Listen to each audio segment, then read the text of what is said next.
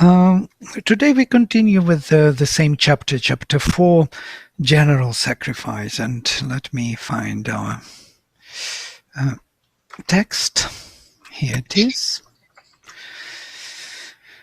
Last time we had the most wonderful mantra, and I regret that we didn't record, because this mantra is everything in every way. Brahmarpanam Brahmavir Brahmagnau Brahmanahutam Brahmaiva Tena Gantavyam Brahma Karma Samadhina. Brahma is the offering, Brahma is what is being offered into the energy, into the fire of Brahman. The Brahmana, by Brahman, it is also done, the very offering. And it is the Brahman which is to be realized through that offering action of the Brahman. So altogether, from whatever poise, from whatever perspective you look at this world and its activities, it is all done by Brahman, by the spirit. There is some interesting indication here that Brahman itself is kind of supreme nature. Yeah? Spirit itself is a supreme nature, Paraprakriti. We know that it is Brahman, Paraprakriti. But why not then Aparaprakriti also? It is also Brahman. Yeah? Only it is just manifested in some form in time and space. So here we have this profound idea, philosophical idea of the self and the spirit. The self is something which is, yes, that self-awareness of the existence becomes existent one, as Aurobindo beautifully describes this. So there is someone who is, and he is in that framework of his spirit. His spirit permits him to extend himself or to reveal himself in different capacities, details, manifestations, possibilities, yes. And it's like 0 and 1. 1 is him who is, and 0 tells us that 1 can manifest in any number, in any multiplicity, yeah? Because the one, someone who exists behind. And later we will see that Sri Krishna will say about this, that I am the creator, or who puts the seed into Brahman. Yoni. Yoni is the location or the manifestation in which I cast my seed, and from that conception all creatures come into being. And he calls that Yoni Samam Brahma, yeah, equal spirit, spirit which permits the manifestation of the Supreme.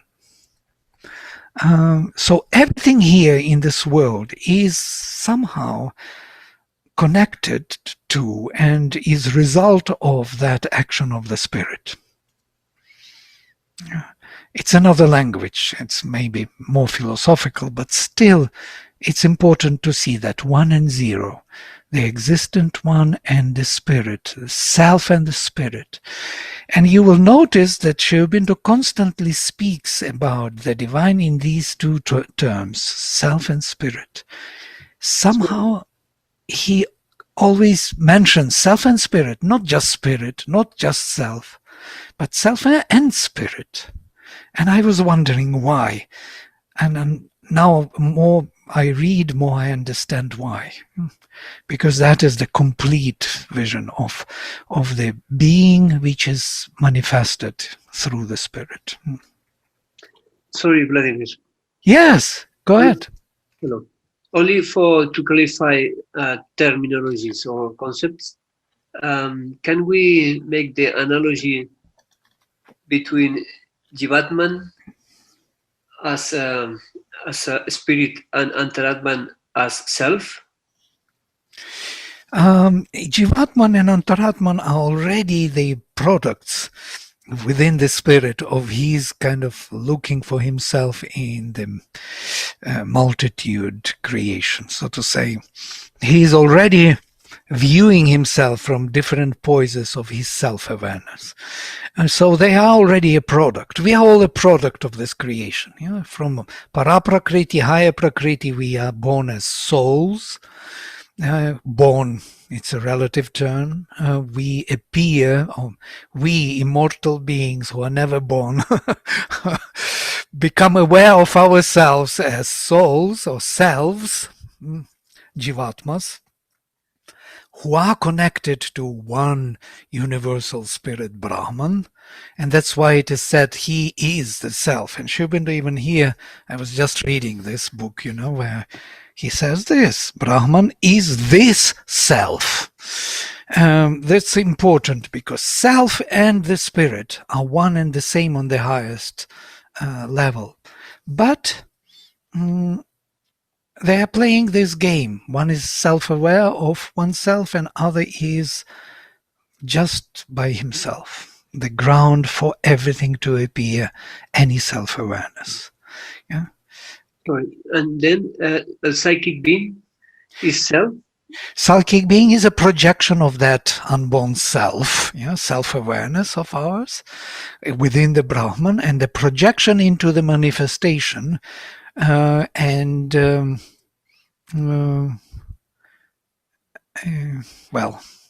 And then self is not, self could be manifest and unmanifest. Yes, absolutely. Para and apara prakriti, the higher, supreme, transcendental nature, and this nature which is in time and space. Now, the projection from the supreme nature to the nature in time and space is that psychic being is an intruder. Or okay, and then always is an individualized. No, can I? Yes. It's an individual entity. Self is an individual. Self, no, well, the very word, we are so lucky to have it in English because there is no other word in Russian, for example. I cannot find an equivalent word for self. Self is a perfect word for this. It's like Atman. Atman is the self. So how would you understand it? Self. So it's any self, every self. Yes, but it's in the individual concept, isn't it? Well, it is individual wherever you are looking at the self, yes, from the self point of view. But it may be the bigger self, the universal self, which includes all other points of view, other selves points of view within itself. Okay, then turned onto itself, aware of itself. Okay, and then if we do another analogy, could be spirit Purusha and self Prakriti? Purusha and Prakriti, yes. It's kind of interesting how Purusha is related to the self, because Purusha later in the later language it is equivalent of the same word self. Purusha is the self in the late language, but not in the Upanishads. In the Upanishads, Purusha is the product of the self, created and sacrificed for the sake of manifestation. I know it's so we have Atman and we have Purusha. Atman was the source of Purusha. Purusha was created by Atman, self, the universal, alone, self, one who was, even not universal because the universe was not there yet. But we say like this, universal means that it is not individual self. He was the person. Can we imagine a universal person? That's something like that.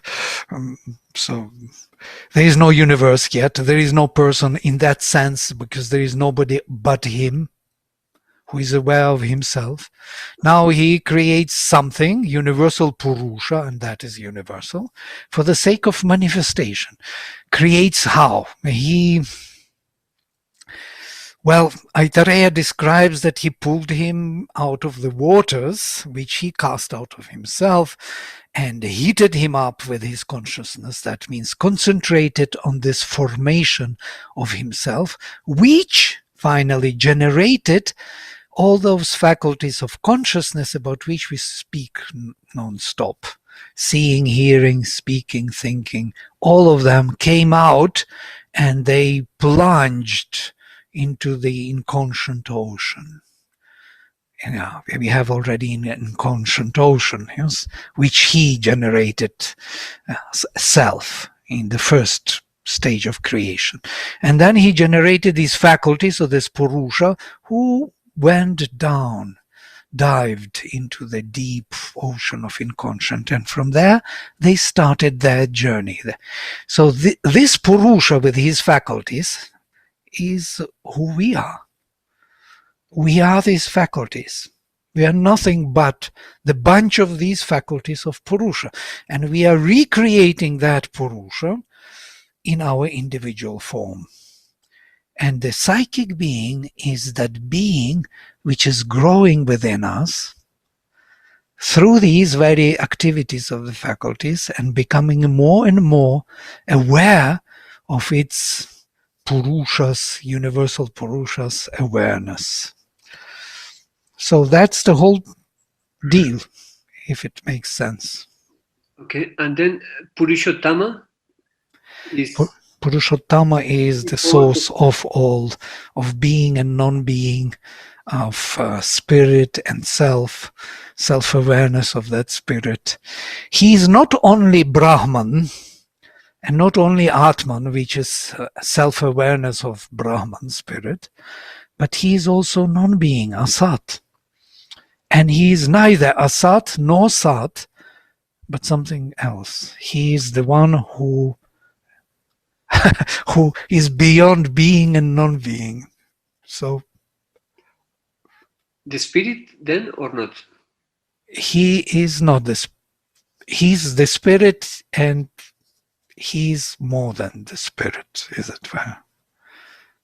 Okay, and when we say us like a self, we are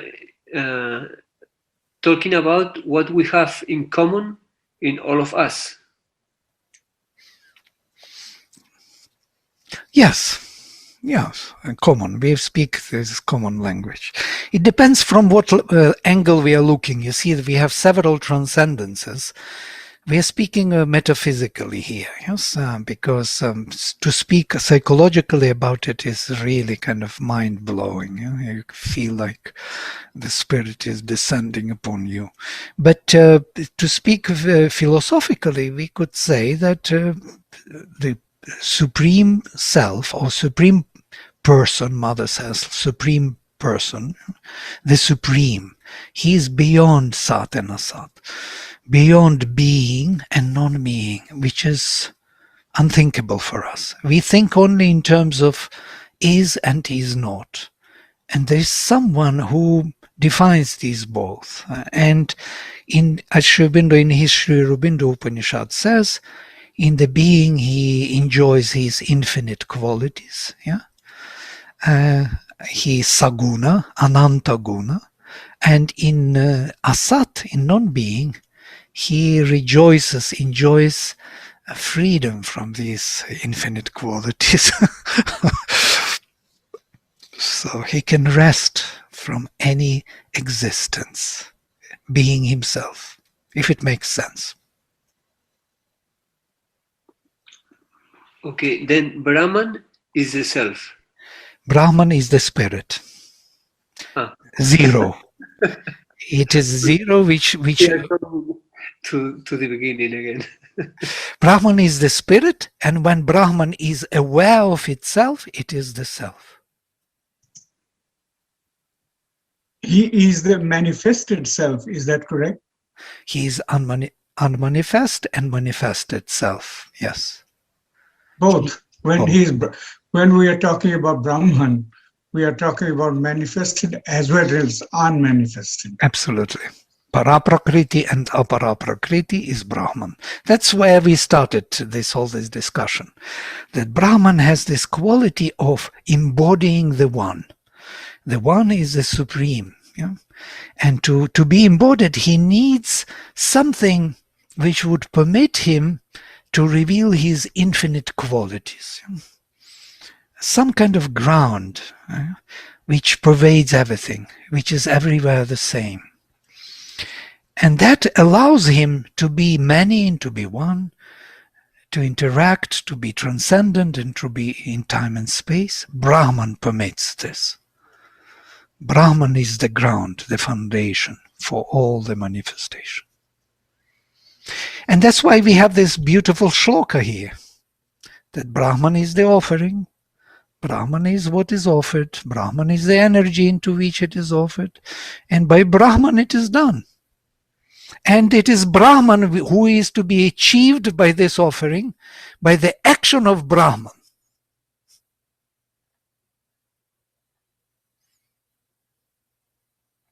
I know it is mind-blowing, but that is the purpose. The purpose is for the mind to perceive or to receive some kind of initiation into this Brahman. And Sri Aurobindo beautifully describes Brahman in the Life Divine. He most probably, we already mentioned this, yes, where he says that Brahman is everywhere one and the same. And from the point of view of our mind, from the point of view of mental qualification, we would look at, for example, at the universe or solar system as huge and a human being is small, or ants are small. But he says from the quality point of view, the heap of ants is greater than the solar system. From the quality point of view, quality of energy, yeah, which is within the ant hill and within the solar system. But he says it's again an illusion of some kind, because we are again looking from the quality point of view. Yeah? Brahman is the same in the ant, in the atom, in the universe, everywhere the same. Cannot be qualified, quantified. It is something which is holding everything as one in meaningful relations. That's why ants know what to do, where to run, what to catch as food, and they are becoming useful for others, and others for the earth, and earth is breathing because of ants. Termites it's playing a huge role for all the plants to grow, as we know. Yes, plants know what to do. Everyone knows what to do, how to relate in a meaningful fashion, and create this huge interactive cosmic world. That is Brahman. I know it's beyond the mental capacity to comprehend, but that's a beauty of it. We don't need to comprehend it. We can keep it as such. Mm-hmm. And what is our relation with Brahman? Yes, that's a question. It's a big question. What is our relation with Brahman? All our relations are Brahman's relations. There is nothing which is not Brahman here. Only we do not know about it. We think that it is we, separate from others, doing something. Vladimir, I asked this question to someone who very close to me, who is a very learned man. I asked him, what is our relationship with Brahman? He said, imagine Brahman to be the ocean and you are just a ripple on that ocean. Is that a good analogy? Good. We already had this beautiful image from Siegfried, by the way, with the ripple on the ocean wave. And can you explain what is ripple? I don't understand the word. Ripple is that, on the wave. Wave, okay. Mm-hmm. Wave. Like Antaratman, we say Antaratman in our analogy with the ocean. Right. But there are many ripples, there are many splashes of water, there's a lot of going on with the water. Yeah? There are many elements in it which we view differently, so to say, and that is the whole complexity of our being here. We are not only the psychic being, we are also the physical being, and the vital being, and the mental being, It's incredible what we are. We are the whole universe reassembled in this particular form. Thank you. Hey, Vladimir, I have a question. Maybe, can you talk about how to find your psychic being, which is the only immortal part in you, right? Well, the whole integral yoga is about this, to find the psychic being, yes. Mother says it takes some time, yes, at least 25 years, she mentions somewhere. She helps some ashramites to do it, to awaken their inner self, like Malakiran, for example. She was sitting for hours pulling his psychic being from his chest. Well, lucky Amalkiram, he got his psychic being in front and became aware of his immortal being here in manifestation, yes. For others, for us, it is more difficult. We have to find our way to it. Some of us have some glimpses of it, I'm sure. Otherwise, we would not be sitting here reading this Gita. We know something within us is seeking this light, this possibility to be truly what we are, to be true to ourselves, which is kind of forgotten. We are constantly manipulating something to make things work. But to be true is so liberating. No need to manipulate anything. Just to be oneself. And one day we will discover it, I guess. So if we look into these other shlokas, which are very interesting, how we follow this first great shloka, that everything is Brahman. And here there are details, given details how the sacrifices are made. And it would be interesting for us to see, I guess. If you have question or something to say, please interrupt anytime. Just switch on microphone and say it. Because I don't see you all, so I may not react to if you want to say something. So let us go ahead. Daivam eva pare yajñam yoginav paryupasate. Brahmagnau apare yajñam yajñena eva upajuhvati.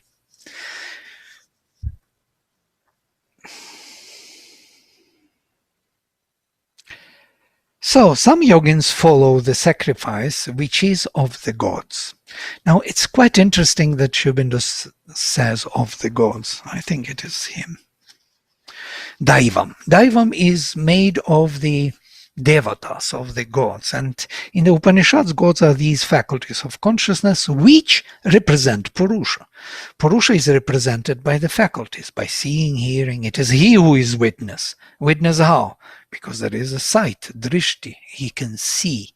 See is not only seeing with the eyes, but also seeing as consciousness sees. Yes, and so some consider yogins worship yajna, consider yajna, follow paryupasate, literally worshipping it in every way, as the daivam, as the belonging to the gods.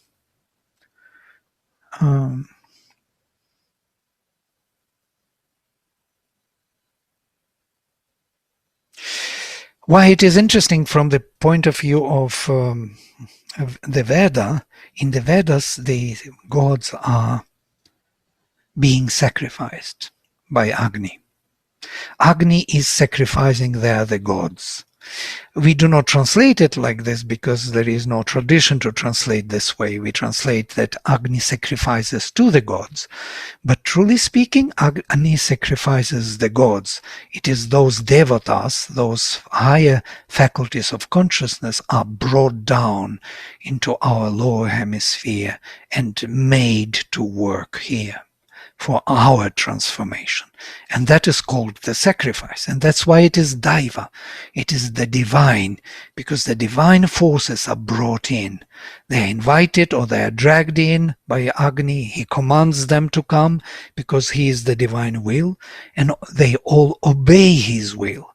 So we have this secret operation within us. We have this aspiration in us, which is the divine flame, which commands these forces to come down. So there is only one way to get them work within us. It is to aspire, truly aspired for them. Yeah?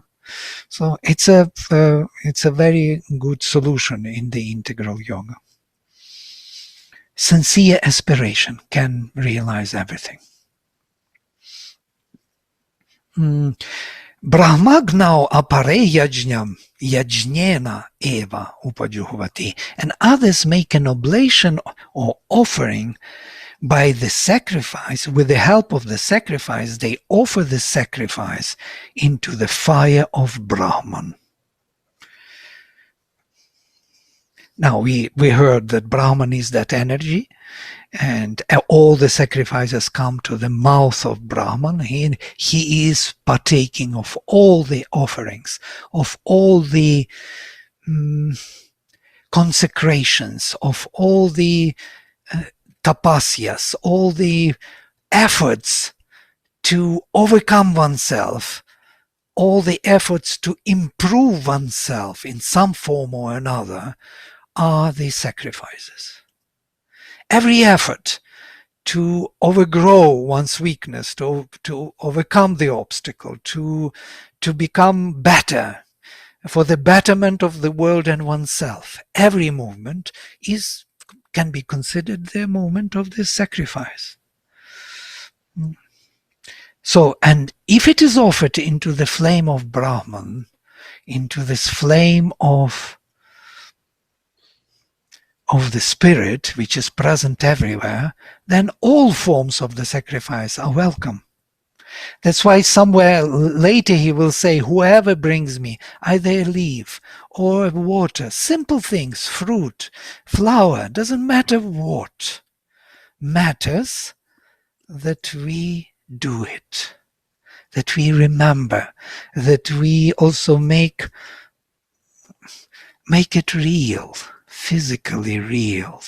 That physical offering is important. It's like a carrier of some kind of energy, holding the ground or foundation for this to happen. That it is not some lofty spirit beyond our imagination. It is here present, and that's why it has to be worshipped here. The whole Indian tradition is built on it. We criticize it from the European point of view. Why do they worship trees and there's anthills and so on, stones and rocks? But truly speaking, it's not about worshipping rocks. It's about worshipping the divine here in every form, which actually is very liberating if you can really do it. You can feel the presence of it. Yeah. Yes, Siegfried. Yeah. My interpretation is yajna, like what I heard. I have this interpretation now. Yajna is the compilation of sacrifice, aspiration, and the descending of the divine all together, the same. Yes, yajna is of double movement, correct. Up and down. The fact all together. Yeah. And the fact of yajna is the opening, the aspiration, and the descending all together. Yes, and yes, absolutely, absolutely. Otherwise, how? How would transformation? Yajna is a transformation of the nature by the spirit. How would it take place if there is no aspiration, calling, if there is no answer? It's quite interesting that when we are calling, we spoke about this, the true call is already actually an answer in a way. It's because if we truly call, yes, that means that the spirit is already there. it calls itself through us, as it were. We are being engaged, put into this loop of him relating to himself through us. Yeah? So the one who loves is loved. The one who chooses the divine is chosen by the divine, says Sri Aurobindo. Because to choose the divine is impossible for this lower being. Yeah? It needs to be the divine being in us who will make this choice. And we who are engaged with all this around, with all our unregenerated being, would feel the presence of it and will start joining the sacrifice. It's very practical, by the way. It's more practical than we think. Vladimir, it kind of, here's my picture of what you're saying. I'm in a theme park and I stepped onto the carousel as it's moving. And I just stepped onto the carousel. I took one motion, I took one step, and yet the movement under my feet, because the carousel is moving, is much greater than the intention of that first step. And the experience that I'm having on this carousel then is also much greater than where I thought I would get with one step, because not only am I moving and I'm seeing things go by, I'm participating in the world on the carousel itself that I wouldn't have seen just watching the carousel spin while I was standing stationary.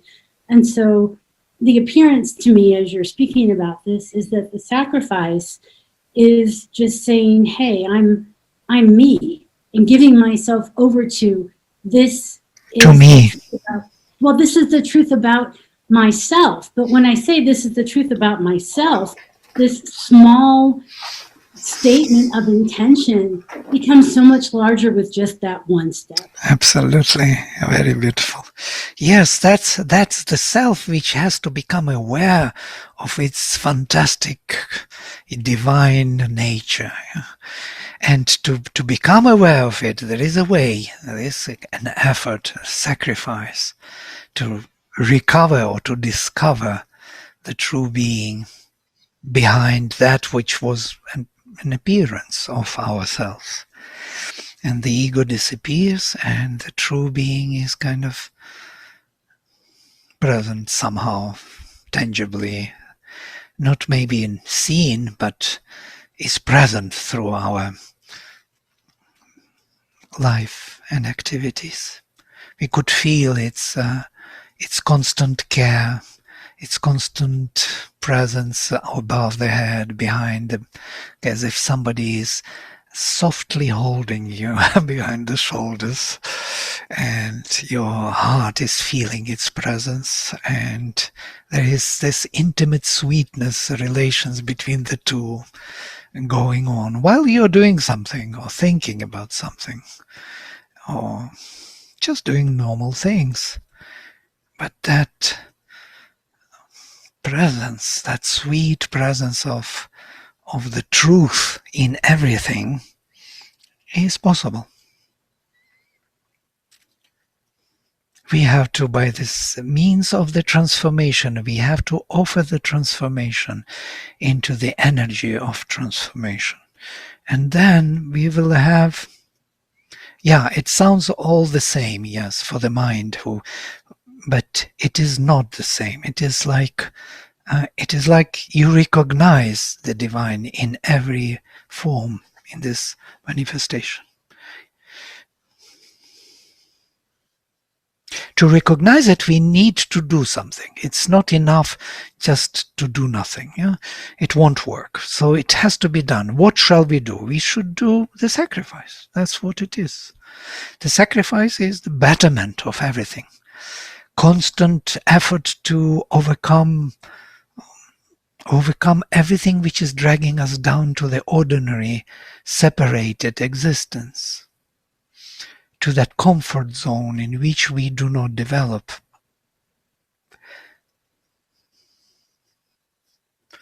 And we are never satisfied, actually. The moment we are in that comfort zone, we feel bored and we need to come out immediately. So we tried many times to fall back in hoping that one day maybe that would be good enough for us to stay forever in that particular form. But it doesn't work. Something else is pushing us out of that comfort zone. We want more. We want the truth. Whatever it may be, as Mother says. That's what we want. And we can dare to step into the world and discover the truth of the world as the divine. And there are many more here sacrifices described very beautifully. I will also recommend to read what Aurobindo says on it. I prepared also the passage from the essays on the Gita we can read after. Shrotradin indriyani yanye samyamagnishu juhvati shabdadin vishayan anye indriyagnishu juhvati. So there are different types of the efforts to be made to purify oneself, to perceive the truth of one's being. Shrotra Adi. Shrotra, hearing, seeing, all the faculties. Adin, Indriyan, Ye, and all the Indriyas. Indriyani, such as hearing, seeing, and so on. Samyamagnishu juhvati. Some people offer into the fire of samyama, of the control. They start controlling their senses. So what happens when we control our senses? It's a kind of big question. Yeah? Why the tapasvins sit there and do that tapasya severe? What do they really do? And why they do that strange thing for years, sitting or standing on the one leg, or sitting and becoming like a heel of ants. So total concentration, total kind of annihilation of oneself. But it is not true. It's something else. They are offering all their senses, all these very faculties of consciousness of Purusha into the control of fire of the spirit. Spirit energy, spiritual energy starts controlling these faculties. Maybe it's not for everyone. It's for tapasvins, for very powerful beings who have a huge and powerful will. It's not for us. We are very soft beings. We are used to comfort and to good food, and we are not ready to sacrifice those comforts easily. But if you step into that direction, you may do the sacrifice. You can find that behind every faculty there is the spirit, energy of the spirit, and it can take it into itself, and then it will transform it and make it marvelous, make it the divine. And that's how our consciousness changes and our being. Shabdadin vishayan anye indriyagnishu juhvati. And others are offering into the indriyas, into these faculties. They make an oblation of all, or offering of all the objects of sense, not the senses, but the objects of sense. They offer into the fire of the faculties of the senses. So it's like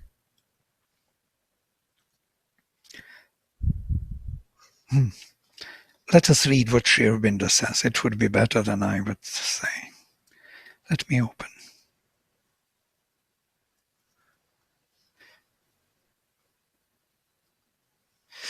Here it is. But all, even of the yogins, have not attained to this knowledge. Some yogins follow after the sacrifice which is of the gods. Others offer the sacrifice by the sacrifice itself into the Brahman fire. We just read it. The former conceive of the divine in various forms and powers and seek him by various means, ordinances, dharmas, laws. Or Dharmas like different religions, different forms, different philosophies, laws, or, as we might say, settled rites of action, self-discipline, consecrated works. For the latter, those who already know the simple fact of sacrifice, of offering whatever work to the divine itself, of casting all their activities into the unified divine consciousness and energy, is their one means, their one dharma. It becomes the life, the way of life. Everything, every moment has to be the remember and offer, remember and offer. Remember that divine is here. Give to the divine everything what you are, do, think, feel. And that becomes their one dharma, one means of existence.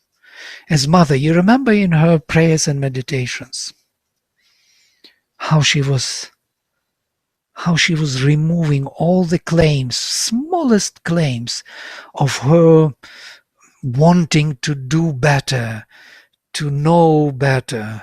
She was removing everything until she wanted only the divine, and wanted to the extent that even physically she was trying to do it. Yeah, like wherever divine leads you, she was like driven by the divine and saved by the divine, to the extent that everything is given and entrusted to the divine. Total trust. Whatever comes, I receive everything from you. But for that, there has to be total consecration. Yeah? And contact, that sweet contact. And then you just keep up to that contact, that presence, and offer everything. That is one means of existence.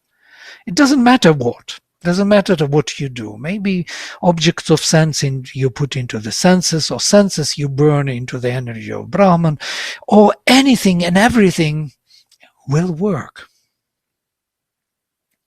You will feel the presence of the divine.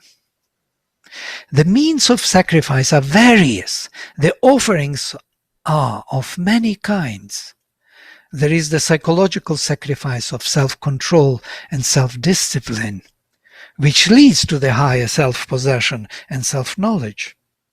Some offer their senses into the fires of control. Others offer the objects of sense into the fires of sense. And others offer all the action of the sense and all the actions of the vital force into the fire of the yoga of self-control kindled by knowledge. There is, that is to say, the discipline which receives the objects of sense perception without allowing the mind to be disturbed or affected by its sense activities, the senses themselves becoming pure fires of sacrifice.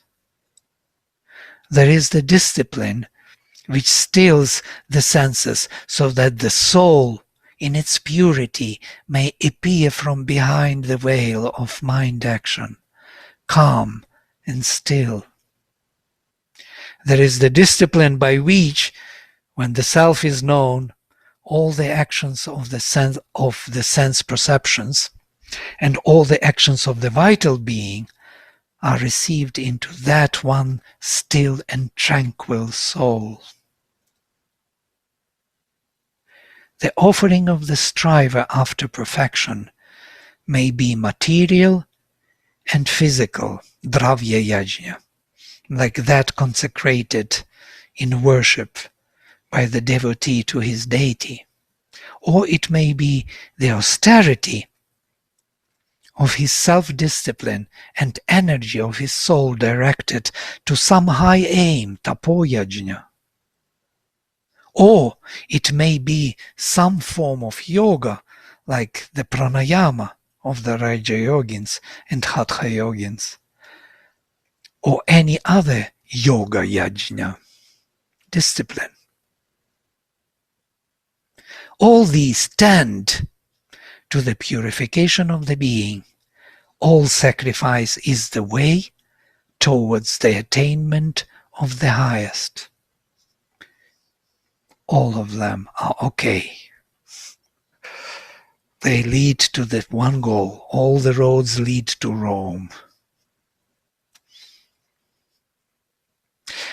This vision, of course, is profound. It's profound to the extent that we just, become silent. So everything works in that direction. If consciousness is present, if the intention is to realize the divine, is actually a calling through different means, through senses, through objects of sense, through your surrounding, through your material, through your vital, through your mental, through your soul aspiration. All these, if combined, if unified, if there is no gap, no loss of memory why we are here and what we are here to do, remember and offer, then life is changing. Everything is dedicated to one goal, to reach and realize the divine by the means of the divine. And these are the means of the divine. These are that's how he says that Brahmarpanam Brahmahavir Brahmagna Brahmanahutam. It's all done by the divine. To reach the divine by the action of the divine. Well, yes. So here we are.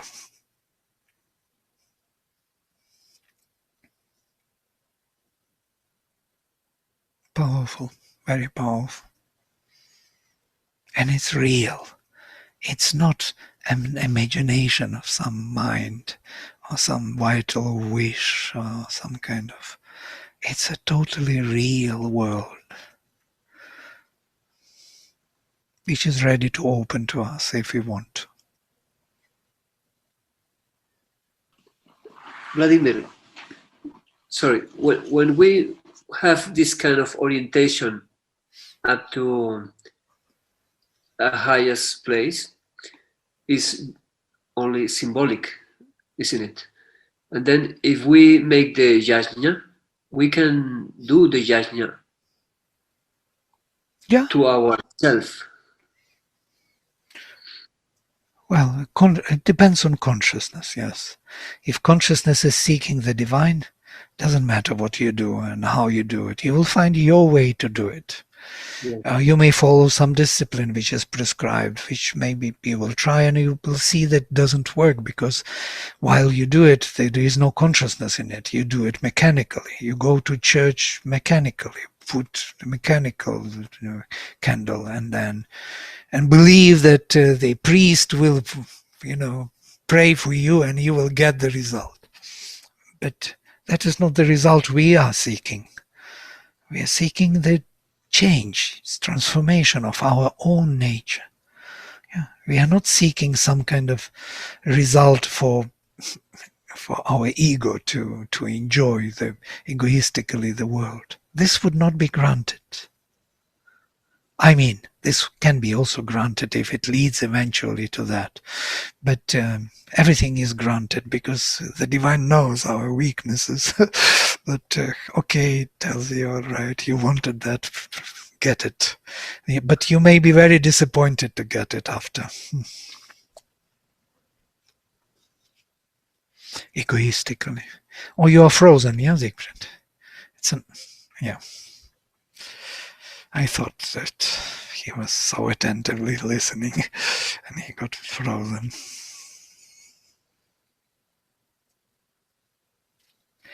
It's an amazing actually that we are coming to speak about these things here in this time. It's very unusual in a way. Who would be interested in such things nowadays? Maybe COVID pushed us in, yes, so we have a little time now finally to attend to these profound studies. Once Sri Aurobindo is discovered, the world will change. I think we are waiting for that moment when the world will discover that actually we are not living in material world or in the spiritual dream. We are in this perfect integral creation, and everything is possible here. And the values do not depend on how much money you have in the bank.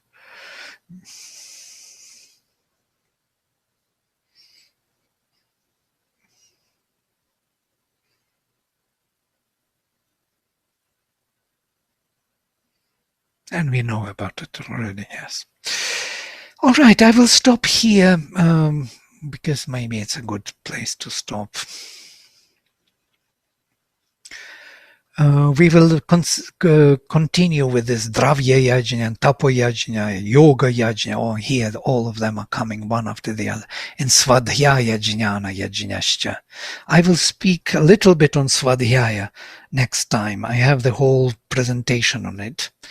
It's a bigger topic, how through our recitation or through our studies of the scriptures and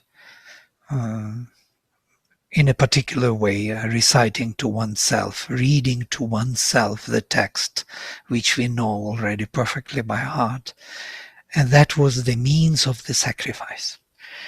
So to say, why do we read poems and poetry which we love and we know it by heart and we still read it? It's like, why do we play the music which we know perfectly already? And the song, why do we sing the song? Because we want to experience the presence of the Spirit. The same with Svadhyaya. We read the text which we know, we read Savitri, the texts which we know even by heart, and still we read and something changes in our atmosphere, in consciousness. So the word calls to that consciousness and they join and we feel the presence. That is Svadhyaya, Jnana Yajnascha, which is considered to be the highest of the sacrifices. The sacrifice by knowledge. That's why Sri Aurobindo was writing Savitri till the last moment of his life.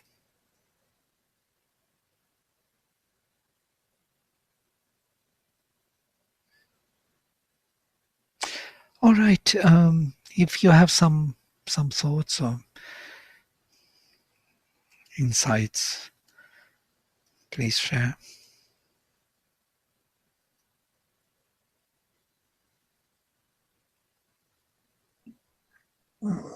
Vladimir, I think this is such a beautiful understanding of the Gita and Sri Aurobindo's interpretation of it, and Sri Aurobindo's yoga, that we can all do this, undertake this journey in the most simple way. And it does not have to be necessarily an intense tapasya, but it can be done through sacrifice in the most small, simple things. And it doesn't, we don't have to do it all in the same way. We're all individuals. We can all have our own approach, and they're all equally valid and effective. And I think that's the beauty of the integral yoga and this interpretation of it. I'm so grateful. That's so nice what you said, yes. As Sri Aurobindo says, as there are many paths of yoga, as there are many individuals doing it. You know, everyone has a unique path, unique way of discovering oneself and offering. We all have different natures, different involvement with nature, and different tasks to complete. And together we constitute this journey as humanity. It's much more complex and simple at the same time. Simple in terms of that we are looking for the truth of our existence, of our being. Thank you for sharing these deep thoughts, and I will close with mantra now. Om Sarve bhavantu sukhinah. Sarve santu niramaya. Sarve bhadrani pashyantu. Ma kaschit dukkha bhag bhavet. Om Shanti, Shanti, Shanti. Hari Om. See you then.